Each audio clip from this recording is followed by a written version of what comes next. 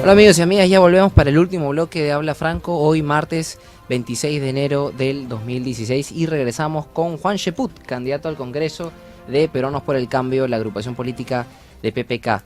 Juan Cheput, en realidad, ustedes ya lo conocen, es un político muy mediático y hay que reconocer algo. El tío conoce en realidad, es un político preparado, él es ingeniero industrial de la Universidad Villarreal, tiene 54 años, bueno, no voy a decir todo porque se demora un poco el tiempo, pero tiene un posgrado en desarrollo regional y territorial en la Universidad de los Andes, un magíster en pensamiento estratégico y prospectiva, tremendo nombre.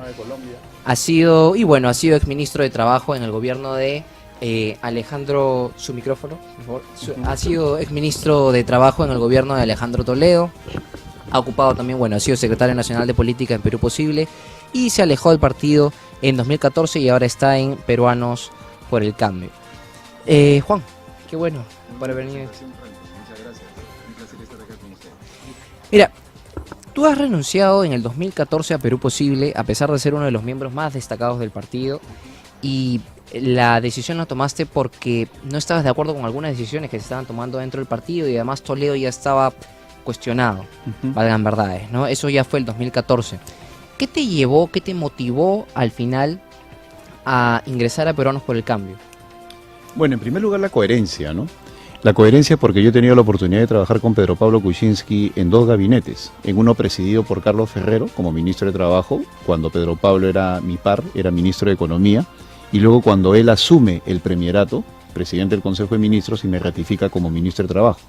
Aparte de eso, desde un principio como consejero presidencial he tenido oportunidad de ver el trabajo de él en su respectivo despacho y como consecuencia de ese conocimiento y porque sé que en Peruanos por el Cambio hay un conjunto de ideas que son las que más beneficiarían al país, es que decidí apoyarlo, ¿no? Esta, y en realidad es una pregunta que la suelo hacer pero sí, estamos en Habla Franco, habla con franqueza en realidad, con una mano al pecho. ¿Cuál es, para que la gente te conozca, cuál es tu mayor virtud y cuál es tu mayor defecto? ¿Por qué digo franqueza? Porque muchas veces que pregunto esto, algunos políticos me dicen, no, es que yo soy muy perfeccionista, muy preocupado, como que la tratan de arreglar. Sinceramente, ¿cuál es tu mayor virtud y cuál dirías tú que es tu mayor defecto? Bueno, en mi mayor virtud, yo sí estoy convencido, soy absolutamente competitivo, inclusive a veces soy picón, ¿no? Y eso viene porque desde muy pequeño me he tenido que enfrentar a muchas cosas. Creo que si algo me caracteriza, y eso lo han dicho mis amigos tanto en el mundo de la política como en el académico, es que soy determinado. Mira, yo considero que una persona para que triunfe en la vida, más importante que ser inteligente es tener la determinación. Mucha gente empieza a estudiar algo, no lo acaba, mucha gente empieza un emprendimiento, se queda a mitad de camino. Ahora que le estamos hablando a una gran cantidad de jóvenes, tiene que ver mucho la actitud, no solamente la aptitud con P, sino la actitud. Por ejemplo, hay gente que empieza a estudiar inglés y sin embargo termina la clase en inglés en cualquiera de los institutos y en su casa no persiste porque no tiene actitud. Tendrá la aptitud con P, puede estar sano, puede estar predispuesto, pero no tiene la actitud de querer aprender. Esa es la determinación. Ahora, en cuanto a mis defectos, creo yo que soy demasiado confiado a pesar de estar en el mundo de la política. Soy de las personas que otorga confianza y eso a veces me ha generado algún tipo de desazón.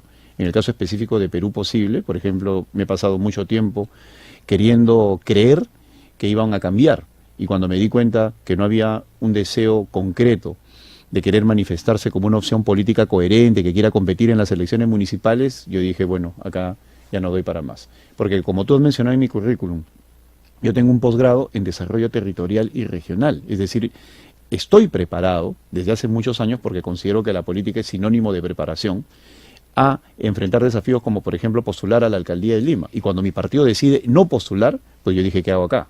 Entonces tuve que marcharme, ¿no? Claro, eso sí me acuerdo, no me quiero meter en ese tema, pero sí me acuerdo que en algún momento incluso se voceó hasta tu nombre como candidato a la alcaldía de Lima. Claro, la comisión política decidió que yo era el candidato y yo me marcho de Perú Posible porque así como decide, luego da marcha atrás por presión de Alejandro Toledo.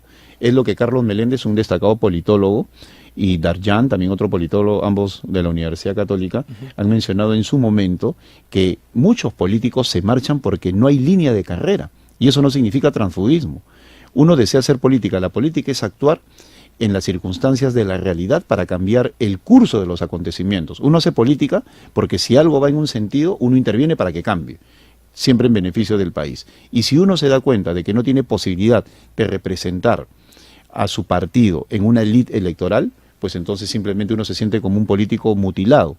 Claro, en realidad la razón de ser no diría de los políticos, pero sí la razón de ser de los partidos es fomentar que sus mejores cuadros en realidad postulen, y si al final dan la decisión de que uno postule y después se tiran atrás, genera pues en realidad, somos seres humanos, genera incomodidad. Así y eso es. me imagino que debe ser lo que... Y por otro lo lado, la positivo. política, estoy convencido que es 100% vocación, ¿no? Cuando yo veo que hay personas que descubren su vocación política a los 45 años, como por ejemplo Julio Guzmán, digo, bueno, algo raro está acá, ¿no? Porque la política exige mucho de convicción, de preparación, de conocimiento de la realidad y sobre todo de un interés para mejorar las cosas en el país.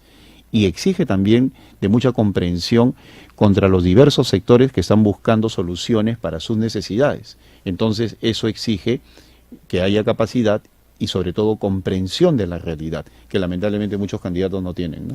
Ahora, sobre tu candidatura, yo he escuchado en más de una entrevista que tú has dicho que ser congresista es algo que no te quite el sueño, porque tú estás abocado a dar todo tu esfuerzo a que el equipo de PPK llegue, o sea, que PPK gane las elecciones porque tú consideras que tienen el mejor equipo técnico y que podrían impulsar las reformas que son positivas. Pero sin embargo, tú sí eres candidato al Congreso. Entonces yo te quisiera preguntar, no qué quiere hacer PPK o no, digamos, cuáles son las propuestas, no sé, del equipo, sino cuál sería el principal tema de agenda que tú, Juanche Put, impulsaría si fueras elegido congresista. Lo tengo clarísimo, ¿no? Es el de la gran reforma del Estado, que tiene tres componentes: el institucional, es decir, todo lo que significa una mejora de procesos y procedimientos en la marcha del Estado; el político, y el que tiene que ver con los servicios, ¿no? En el caso de la reforma política, estoy convencido de que es la madre de todas las reformas, y si hay en estos momentos problemas en nuestro país, es porque tenemos una estructura política que ya no da para los tiempos que exige el siglo XXI. Pensemos en cualquier instancia del Estado y veremos de que estamos completamente desfasados. Por ejemplo, si pensemos en la instancia ministerial, pues vemos que hay ministerios como el de Agricultura o el de Minería, en momentos en los cuales en los países más desarrollados del mundo hay ministerios de Tecnologías de la Información o de la Sociedad del Conocimiento. Acá no, acá seguimos pensando en una estructura completamente extractiva de materias primas, es decir, un modelo de Estado vinculado al siglo XIX. Si pensamos en el formato geográfico del país, mientras Chile tiene 8 regiones y Ecuador y Europa marchan hacia las macroregiones, en nuestro país seguimos teniendo 25 gobiernos regionales y seguimos teniendo 2.400 distritos, lo cual hace inmanejable al país. Es por eso que abunda la corrupción, porque esta se ha descentralizado. Y si por otro lado vamos a la atención a los servicios, pues vemos que seguimos haciendo colas, haciendo fila para trámites en momentos en los cuales se requiere del gobierno electrónico para que los trámites sean simplemente a través de Internet, como es en otros países. Entonces, una reforma del Estado no es solamente cambiar el organigrama, significa cambiar estructuras que en estos momentos están completamente anacrónicas para lo que el país necesita. Es como que tú estés tratando de ponerte un pantalón talla 28, ¿no? Entonces, por más esfuerzo que hagas, no te va a entrar, porque ya creciste. Entonces, igual, el Perú, con su crecimiento económico, sigue manejando una estructura completamente anacrónica. Y eso es lo que impide la marcha en diversos sectores. Entonces, cuando uno habla, yo quiero ser el congresista de la educación, el congresista de la seguridad, están hablando de consecuencias. Es decir, si la educación está mal, no es porque estén fallando los vectores vinculados a la educación, es porque está fallando los procesos de toma de decisiones que van a la educación. Está fallando el ministerio, está fallando la decisión política, la concepción de país.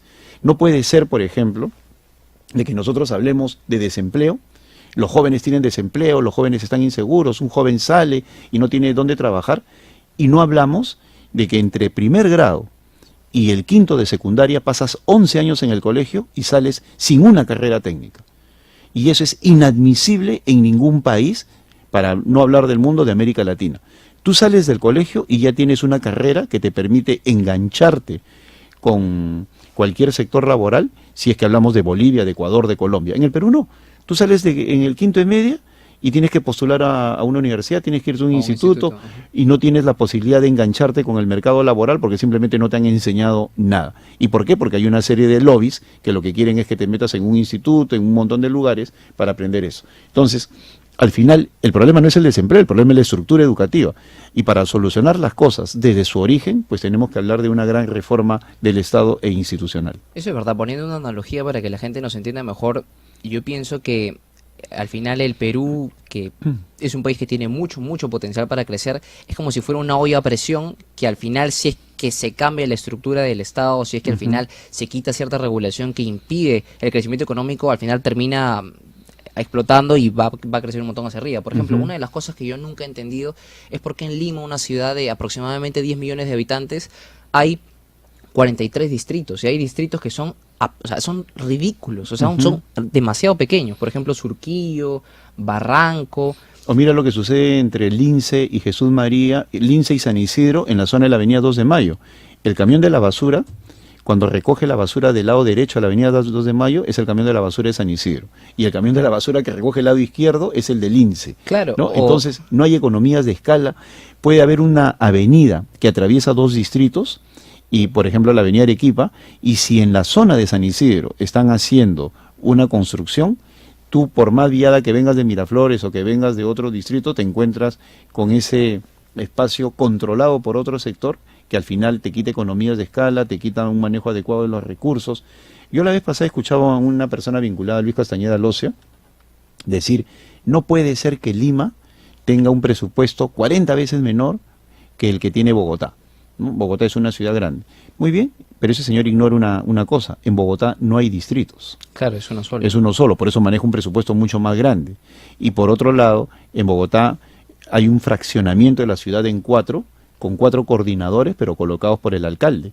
Acá no, acá cada distrito hace lo que quiere. Entonces suceden cosas rarísimas, como por ejemplo tú te estrellas en el cruce de Angamos con Velasco Astete y no te pueden dar la señal de la cámara porque el choque ha sido en la zona de San Borja y sin embargo tú haces la denuncia en Surco. O por ejemplo cosas que son, mi mamá ha sido jefa de asesoría jurídica de San Isidro y, o sea, al final San Isidro y Magdalena y con sus serenazgos, al final parecen ejércitos peleándose por una franja y hay cosas que realmente son hasta anecdóticas. Así es, por eso una reforma clave tiene que ver con ese esquema de distritos que lamentablemente ya no funciona. Entonces se dan casos en que hay obras por obras, es decir, se gasta por gastar para justificar el presupuesto, pero no necesariamente son obras que le convienen a la ciudad, es algo que se ve en todos los distritos. Sin embargo, tú vas a Bogotá o a Santiago de Chile y ves la misma vereda con su dignidad, sus arrugas, sus pequeñas grietas año tras año, y sin embargo acá todos los años la rompen porque simplemente hay que gastar, ¿no? Claro. Ahora, en cuanto al trabajo, la informalidad laboral en el Perú es, bueno, al final es alta, ¿no? Entonces, el presidente que incluya todas esas relaciones laborales, o no todas, porque es utópico, pero en realidad la mayoría, que haya una verdadera reforma laboral y que formalice, que meta un montón de gente al sistema que sostiene después la economía, va a ser recordado como uno de los mejores presidentes de la historia del Perú. Y usted ha sido exministro, usted ha sido ministro de Trabajo, así que conoce sobre el tema. Hoy, un día como hoy, hace un año se derogó la ley Pulpín, que seguía la lógica de si se quitan algunos derechos laborales a los jóvenes, al final va a ser más fácil que las empresas los contraten y que consigan su primer trabajo, ¿no? ¿Qué va a hacer PPK en un posible gobierno de él para tratar de que más empresas, más trabajadores se formalicen y que los jóvenes, como yo, por ejemplo, puedan acceder de una manera más fácil a su primer trabajo? Primero analicemos el problema, ¿no? El problema de hoy es grave porque se está acercando ya al 80% de jóvenes que están trabajando en la informalidad. ¿Y eso qué significa? Uno cuando es joven no lo siente, pero uno no está cotizando ni para salud ni para pensión. Entonces cuando ese joven que hoy día puede tener 20, 25, 30, 35 años, llegue a los 65, se va a dar cuenta que no va a tener ni pensión, o sea, algo que le dé una tranquilidad, y lo peor de todo, ni siquiera acceso a servicios de salud. Va a tener que ir a hospitales de beneficencia, no va a poder ir al Seguro Social. Entonces es una bomba de tiempo para el país. Cuando hablamos de una gran reforma laboral, estamos hablando de diversos estamentos. La ley conocida como ley Pulpín, yo creo que tuvo un error en el gobierno, que se hizo de manera aislada. Una gran reforma laboral tiene que tener varios componentes. Uno de ellos es garantizar los derechos para los que ya lo tienen, eso es indubitable, pero también se tiene que mejorar los elementos de negociación colectiva, de sindicalización, de autoridad del trabajo, es decir, de la supervisión, elementos que sirven para evitar la informalidad. Una adecuada supervisión del trabajo hace que los empleadores empiecen a respetar los derechos de los trabajadores. Nosotros tenemos una serie de convenios que garantizan las 8 horas, que garantizan las vacaciones y que garantizan la posibilidad de tener un sueldo adicional a través de la gratificación. Son convenios que se tienen que respetar y que no se deben quitar. Sin embargo, tenemos que garantizar otros elementos para que de esa manera se pueda hacer más atractiva la posibilidad de capturar jóvenes y hacerlos empleables. Y eso tiene que ver con lo que está planteando Pedro Pablo Kuczynski, de ir disminuyendo gradualmente el IGB, los impuestos, que es completamente factible. Hay quienes se han rasgado las vestiduras y han dicho no se puede hacer. Sí se puede hacer, porque por un lado hay lo que se conoce como externalidades, es decir, los beneficios que tú logras como consecuencia de la rebaja de impuestos. Si una caja de fósforos que cuesta $1, al rebajar impuestos, cuesta 90, al final vas a tener posibilidad de comprar 2 o 3. Entonces, como consecuencia de un mayor consumo, vas a tener una mayor captura de impuestos. Y si a eso le agregas la posibilidad de ir incorporando más gente al sector formal, pues vas a tener a gente más vinculada con un sector bancarizable y por lo tanto con la capacidad de empezar a generar mayor renta, ¿no? Claro. Ahora, otro tema que uno está viendo que los peruanos piensan que es uno de los 3 problemas principales en nuestro país es el tema de la corrupción, ¿no? Hace un año estaba leyendo que la Procuraduría Anticorrupción investigaba al 92% de los alcaldes, o sea, es 92% de los alcaldes, es una barbaridad, ¿no? Y muchos de ellos de repente son hasta culpables. Entonces, la verdad, a mí me indigna ver casos como, por ejemplo, este de alcalde que estaba en el norte, que era Beto Torres, que al final tenía joyas y tenía una cantidad impresionante de perfumes y al final está en la cárcel donde merece estar. El alcalde de Chiclayo. Claro. ¿Cómo se puede hacer o cuáles son las propuestas desde Peruanos por el Cambio para tratar de no eliminar, pero para tratar de reducir al mínimo los niveles de corrupción en el Perú? Ayer lo ha dicho Pedro Pablo Kuczynski, ha sido el único que lo ha dicho, que es el de la muerte civil, la imprescriptibilidad de los delitos.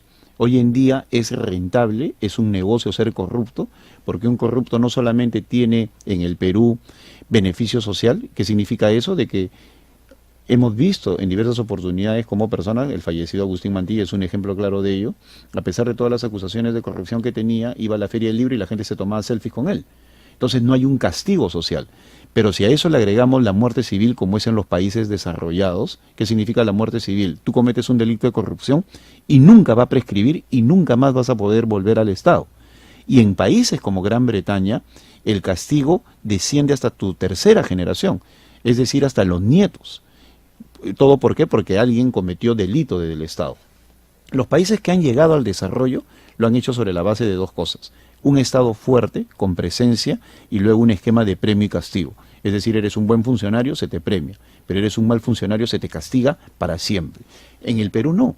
En el Perú hemos visto cómo personajes se han reciclado, han vuelto a la administración pública y al final el negocio se convierte en rentable. Pero lo peor es la reacción de la sociedad.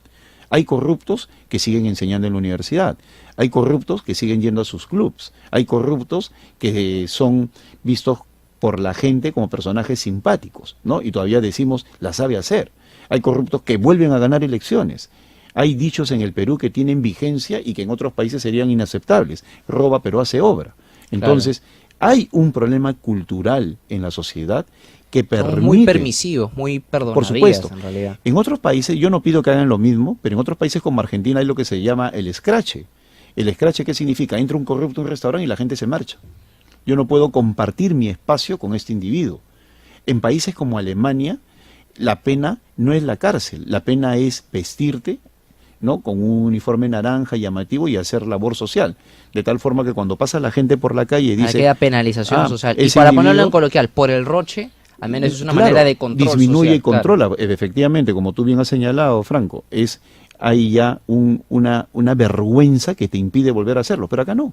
Acá simplemente se convierte en simpático, es caricaturizado, inclusive sales en los programas cómicos, te ponen en la primera página de las revistas frívolas. Claro, Alfonso Quiroz tiene un libro de la historia de la corrupción en el Perú que dice que al final la corrupción es un fenómeno que está ya enraizado en las estructuras de la sociedad peruana. Así es, porque desde el albor de la República, desde los albores de la República se ha presentado, y lamentablemente, seguramente por una herencia hispana o virreinal, hemos sido muy tolerantes con eso.